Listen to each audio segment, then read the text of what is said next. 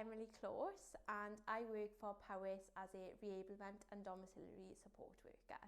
Mainly based in Ystrad Gynllais, but we go as far as Ystrad Fechta to Trefalgar.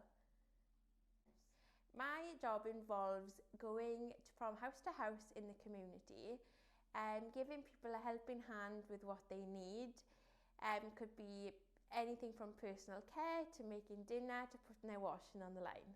The best thing about my job is getting out to the community, going house to house, really making an impact in somebody's life, and you can see that every day with the individual you're working with. Reablement, which is the favourite part of my job, is simply just getting somebody back on their feet. So if an individual has had to fall at home or something, we just come in and we prompt, we assist until they've got their confidence back, the skills they need. I'm currently trying to complete my NVQ2 and then I will go on to my NVQ3. Luckily that is all through Powys yet again.